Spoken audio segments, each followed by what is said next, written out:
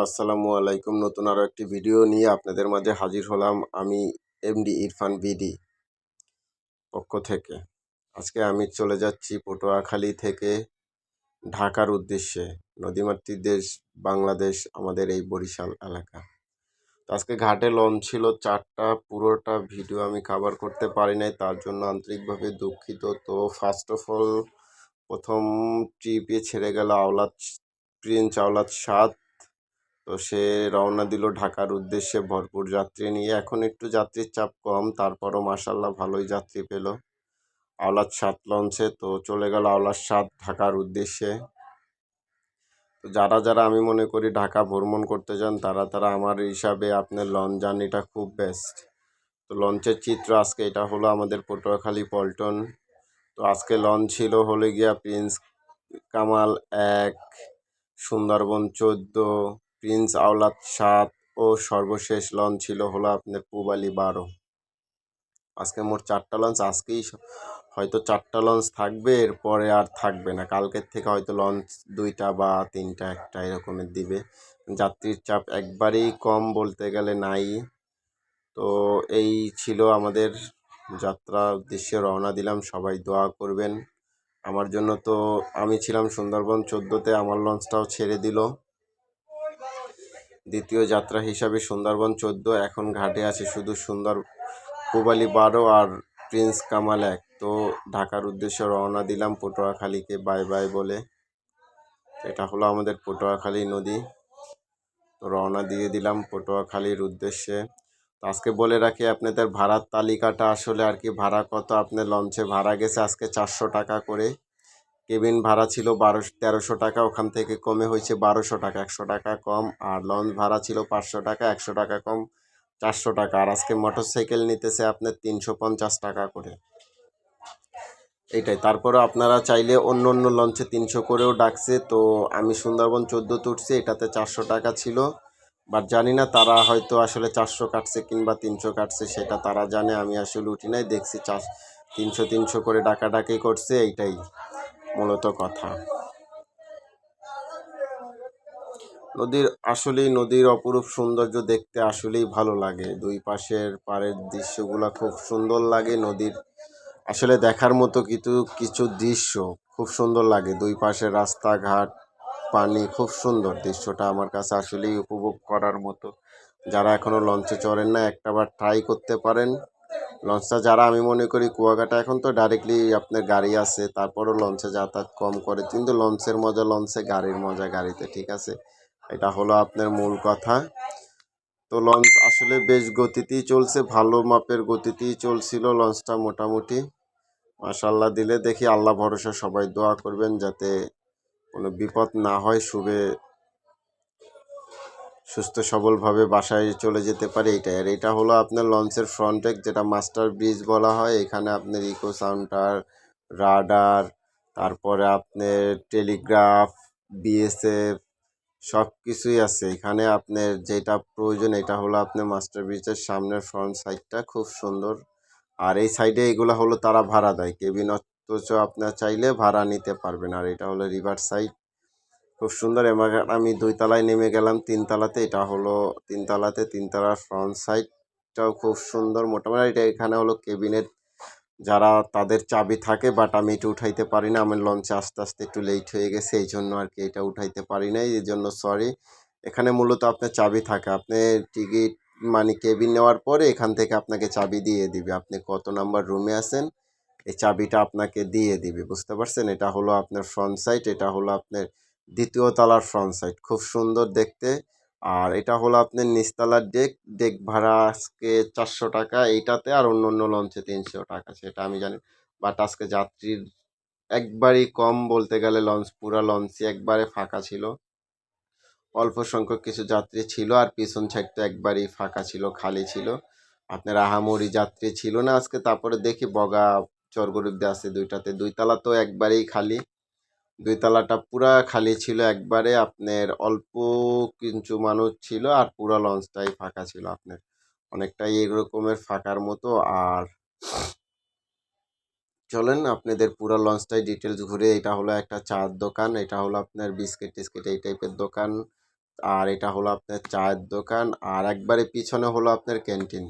লঞ্চের ক্যান্টিনটা আপনার মূলত যারা ডেস্ক শ্রেণী থাকে তাদের জন্য আপনার এই ক্যান্টিনটা হলো একবারে পিছনে। এটা হলো আপনার ক্যান্টিন। তো এখনও রান্না বান্না চলতেছে আর কি, গুছানো আমি তো এই জন্য আর কি দেখতেছেন। এটা হলো আপনার ক্যান্টিন, আর এইটা হলো ইঞ্জিন, সুন্দরবন 14 ইঞ্জিন, 2টা হর্স পাওয়ার আছে আপনার, 700 1400 হর্স পাওয়ারের 2টা ইঞ্জিন, খুব সুন্দর। চায়না, জাপানি ইঞ্জিন, সরি জাপানি ইঞ্জিন, খুব সুন্দর ইঞ্জিন। এটা আসলে, হ্যাঁ এটা হলো 2টা ইঞ্জিন।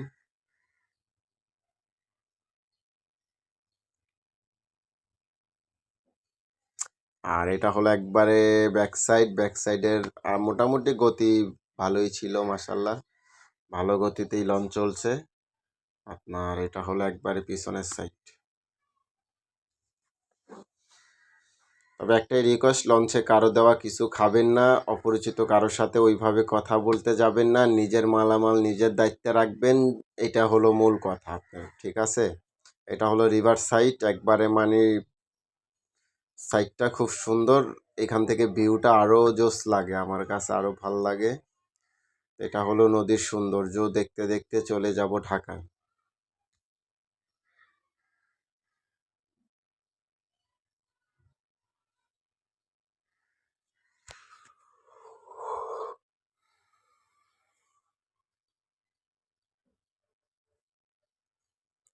আসলে নদীর সৌন্দর্য যারা কখনো লঞ্চে ওঠে না তারা এটা বুঝবে না যে আসলে লঞ্চের যাতায়াতটা যে কত সুন্দর আর কত আরামদায়ক। এটা যারা একবার লঞ্চে উঠছে তারাই বলতে পারবে, যারা বরিশালের আছে আর কি, তারাই বলতে পারবে যে লঞ্চের যাত্রা কেমন, কত ভালো।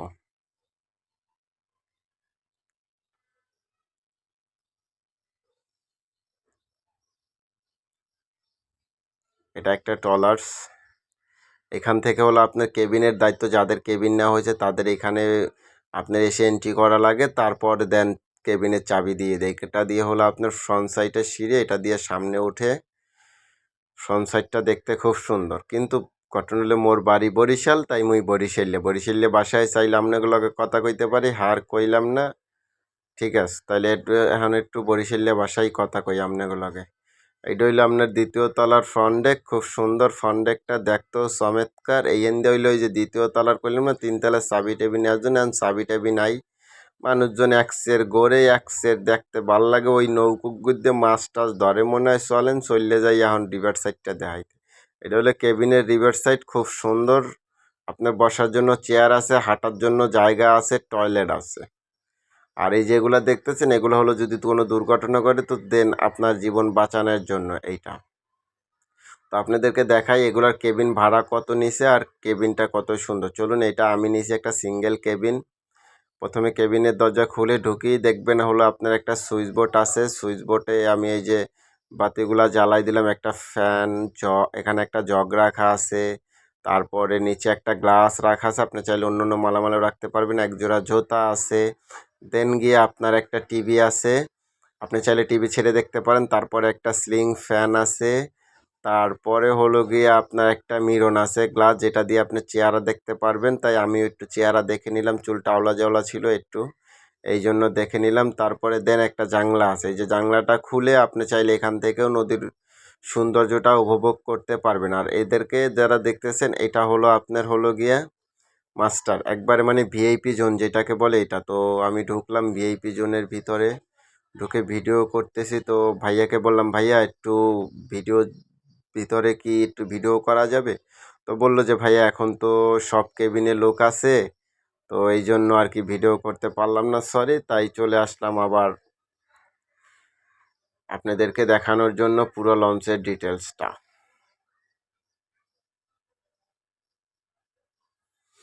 বরিশালের ঐতিহ্য হলো লঞ্চ। লঞ্চ ছাড়া মগো কোনো গতি নাই মনো, বোঝো নাই? গতির ছিল হইলে মগো লঞ্চ। লঞ্চ আছে মানে মোরা আছি, মগো মধ্যে সবচেয়ে বেস্ট হইল লঞ্চ। লঞ্চের চেয়ে মজা মুই মনে করি আর কোনো জায়গায় নাই, বুঝছো মনু? এককালে সামনের দিয়ে ভিডিও করছি, আহ দেখতে যে কি সুন্দর লাগে দাদু, একসের ভাল লাগিয়া যায়, কথা বোঝো নাই? লঞ্চের যাত্রা খুব সুন্দর। এখন রাত্র চলে আসছে, আর এখানে দেখতেছি আমরা ঘাটে চলে আসছি, এটা সম্ভবত বগা লঞ্চ ঘাট। বগা লঞ্চ ঘাটে চলে আসছি আমরা তো। সার্চ লাইট দিয়ে দেখতেছে আপনার বগা লঞ্চ ঘাটের সামনে। হ্যাঁ, এটা হলো আপনার বগা লঞ্চ ঘাট।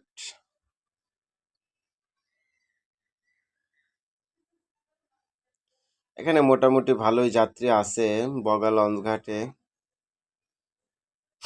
এখানে একটু কম লাগতেছে, বাট হয়তো আরো যাত্রী আছে। পল্টন মোটামুটি বেস্টে বড়ই আছে। হ্যাঁ, ভরপুর যাত্রী আছে বগাতে আপনার। এই যে এটা হলো বগা লঞ্চ ঘাট, বিআইডব্লিউডি।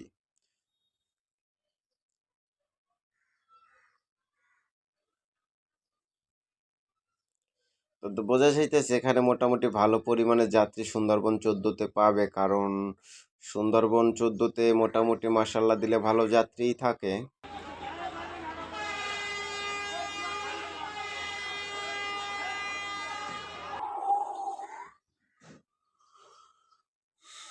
অসংখ্য যাত্রী উঠতেছে লঞ্চে।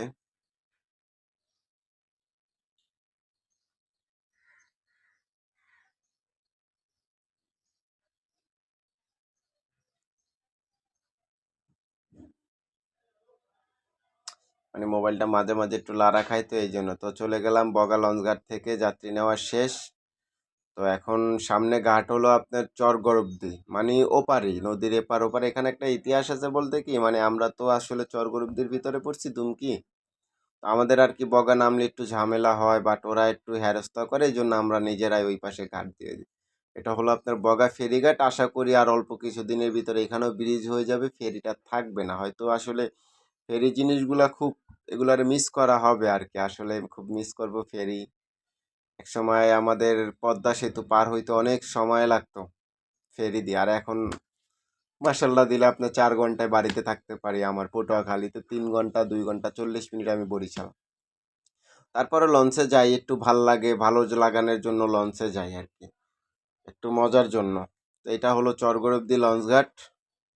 এখান থেকেও কিছু যাত্রী উঠবে, এখানে যাত্রীর সংখ্যা কম আর কি। এখান থেকেও মূলত অল্প কিছু যাত্রী আপনার লঞ্চে উঠবে।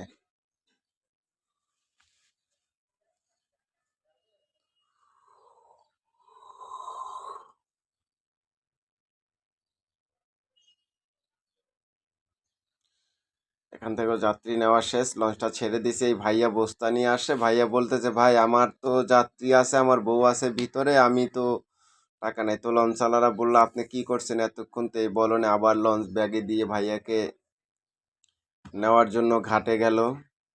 কারণ তার ওয়াইফ লঞ্চের ভিতরে আসে, সে যদি না উঠতে পারে তাহলে তো আর ভাড়া দিতে পারবে না। এই জন্য তাকে আবার কষ্ট করে নিলে এখানে অলমোস্ট প্রায় 10-15 মিনিট সময় ব্যয় হলো।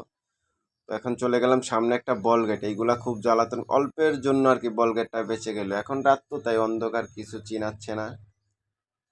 তো এইটাই মূলত আর কি।